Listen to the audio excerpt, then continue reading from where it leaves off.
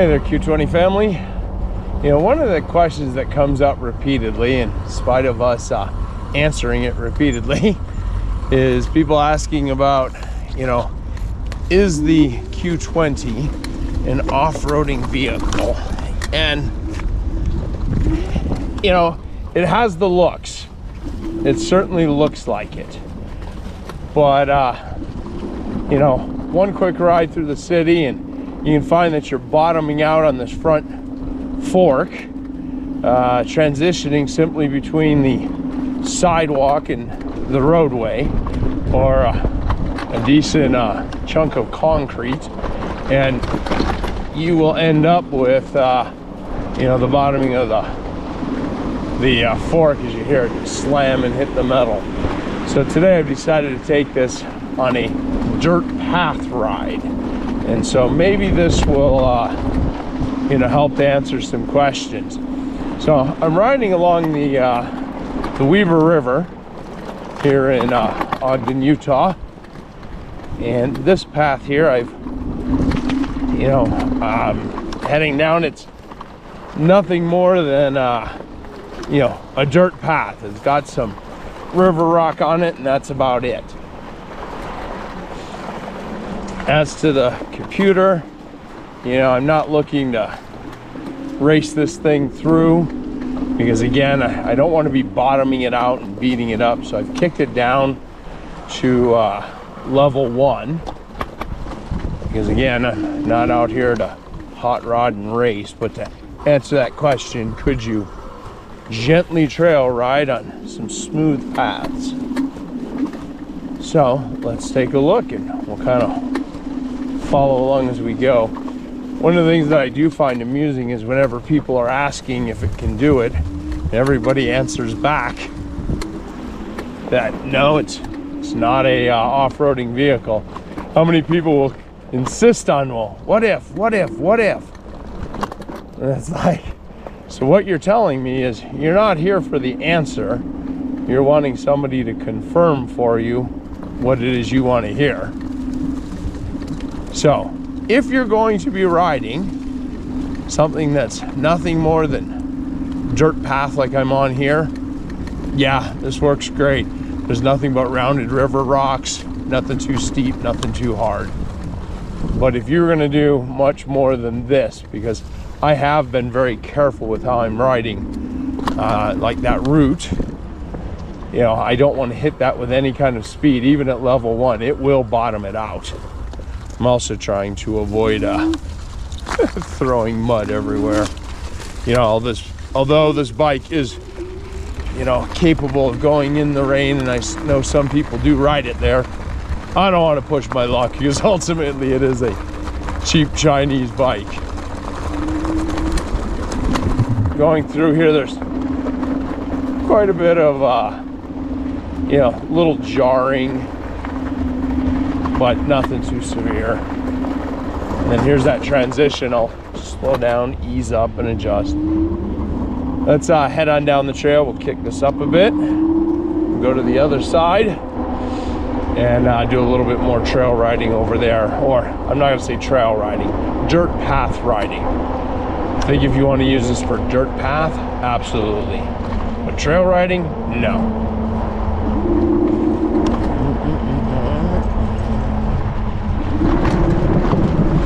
And I'm keeping it at level 2 here, so it's nice and smooth.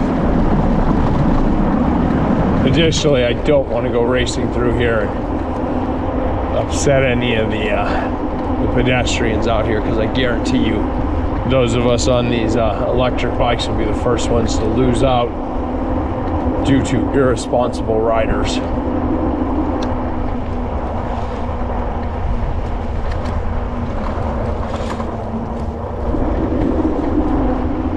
So if nothing else, enjoy the ride.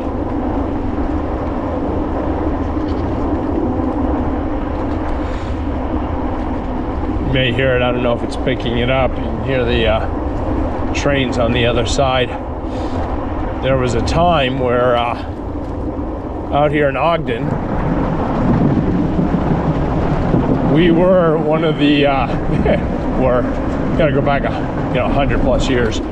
But when the rail was coming together, it was out here that the east met west and the Golden Spike was driven. But there's still a substantial amount of train traffic through this area. Lots of snow up in our mountains. Last year, this entire pathway, the river right now is running probably about 5 feet below where I'm at, and as a minimum. And last year, this was all underwater due to record snowfall. We had over 700 inches of snow.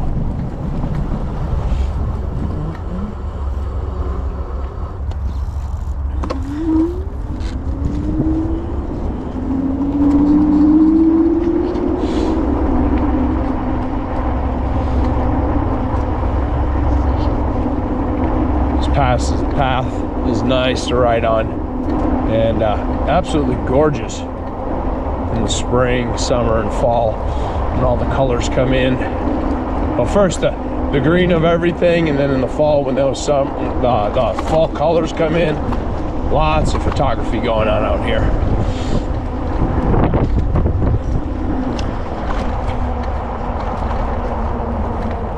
This particular underpass, when the water starts coming up high, it'll be underwater. Looks like they've come in and fixed the lights.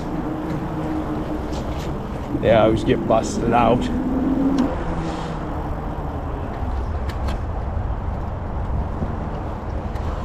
Now, missed the trail there. We're gonna swing back around, go jump on it. Now, I ride this trail with my mountain bike, and it's not bad at all. Let's see what it looks like on my very heavy scoot here, as I affectionately call it. Let's go through.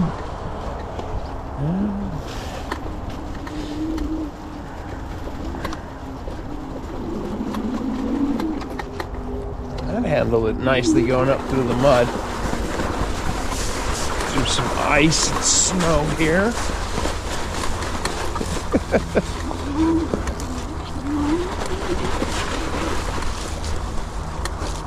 Kick this down to 1. And I don't want to be tearing this all up. It's not what I'm out here to do. Get nice and smooth. Trying to see where the path goes. This is going to be fun when I head back out of this thing.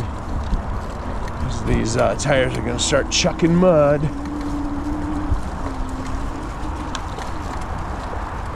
So this isn't going bad here, but like I said, we're not really off-roading. Oh, there went the front chain ring.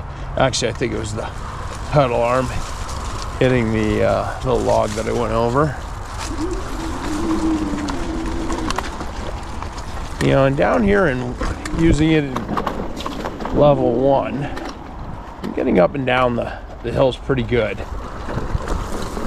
Because again, it's got the power to do some small climbing in level 1, because you know you're not doing much in the way of speed.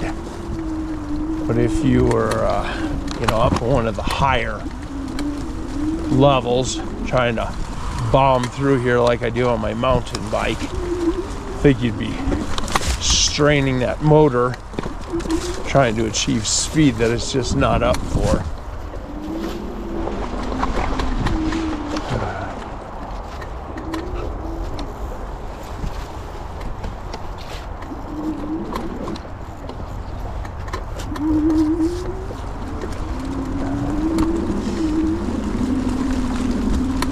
Have to be careful not to catch my mirror on this fence. I'm not pedaling or anything climbing this. It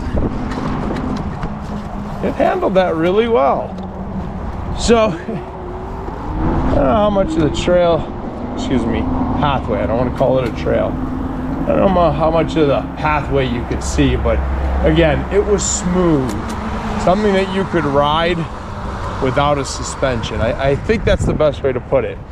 If you want to ride this on pathways that you would have no qualms about riding with a hardtail, meaning no suspension, yeah, that's what I would ride it on. If I were on a off-road trail where you're kind of needing that suspension, then no. I think that's the best way to define and explain this.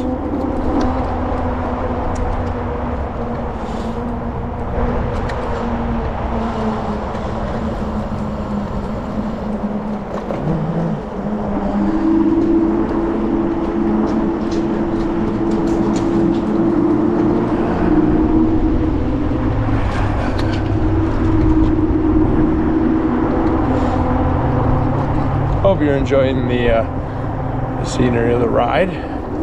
Nice out here.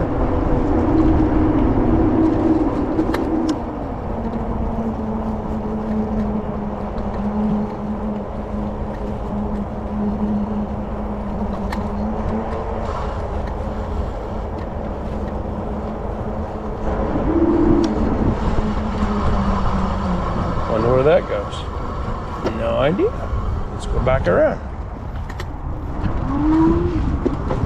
Get him to kick it down to level 1. Not looking to race it through. Take it easy on this non-suspension.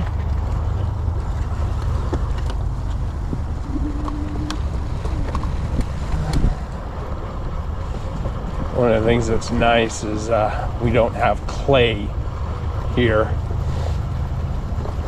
And even though this is kind of wet and mushy, well, I don't want to say mushy, but even though this is pretty saturated ground, we've had an inch of rain that's fallen in the last 24 hours. It doesn't get mushy or gunky on the tires.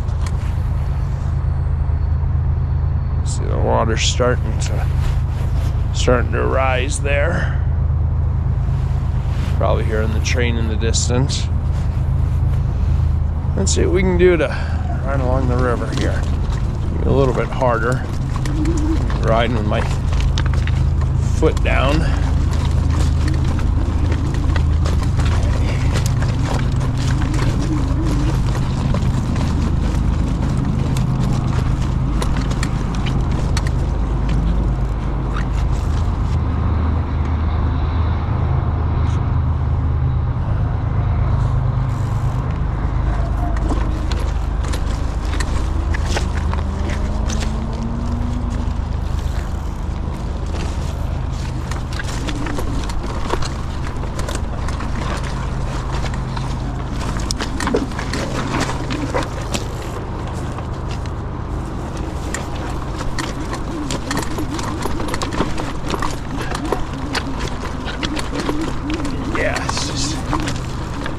Trying to keep it gentle enough to not hit bottom of the suspension going over these rounded rocks. I think I'll head back out of this because, you know, for riding something like this, you kind of need to have more suspension to get fast enough to kind of roll across the top of everything.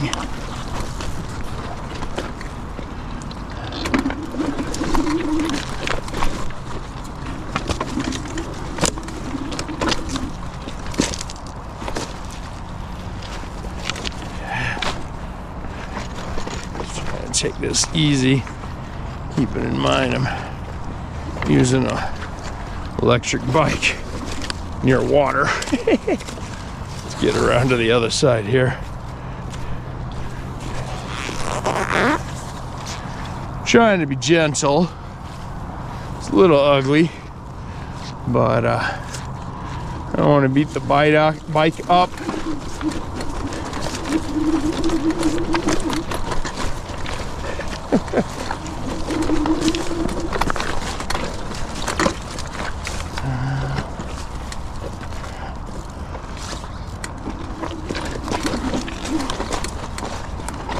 And it is a heavy bike. There we go. See, I'm back more in the element of that path riding. Over here, not bad. Down there on that bigger river rock, no thanks. Let's go back up. A little bit of a hill climb.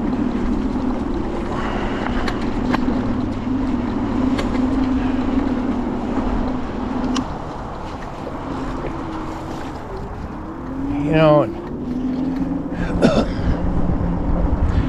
again, the Q20 in the single motor.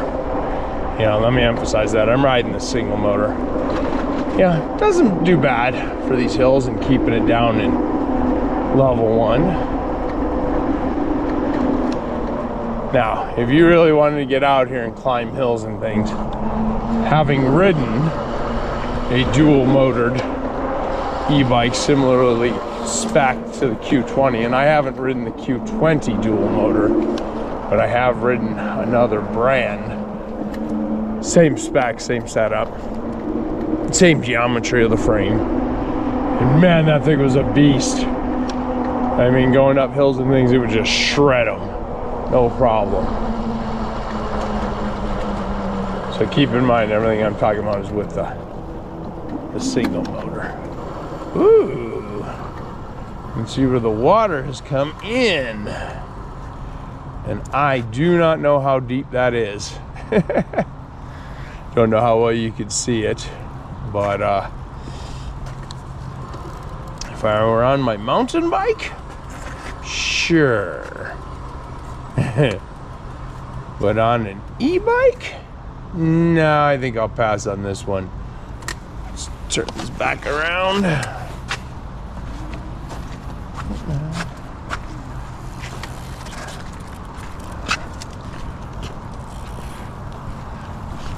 Surprised the trail people haven't come through to close the gate and say no.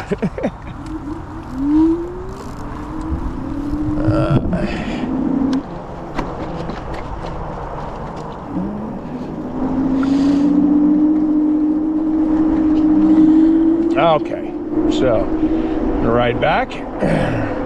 You can enjoy the view as we go, but to summarize it all, no, the Q20 is not a trail riding bike. I would call it a path riding bike. You're riding paths where you would take a non-suspension bike through without hesitation. That's its place. And if you want to do anything more than that, then you just gotta upgrade your suspension, because it's too soft, and that repeated banging is going to fatigue what I assume is probably very cheap metal, and you're going to crack and break your front fork suspension there. So, let's shut up now and just enjoy the ride.